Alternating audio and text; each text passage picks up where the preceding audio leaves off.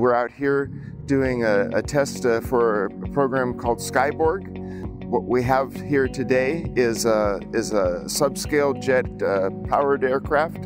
It's about 12 feet long, do about 250 knots, and our goal is to verify a autonomy safety net that was developed by Johns Hopkins Applied Physics Lab. It's called TACE, Testing Autonomy in a Complex Environment.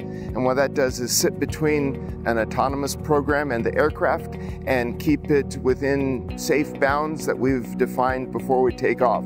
So the idea is to take off, then turn on the autonomy, let the autonomy do something that will take it out of the bounds that we've defined, and then we'll see that TACE steps in and shuts the autonomy off and takes control of the airplane and takes it to a safe point. Ultimately, this is going to be our safety net for future autonomy testing. We hope to be testing autonomy that does air combat type maneuvers later this year or early next year, and TACE is fundamental to being able to allow us to do that safely and effectively.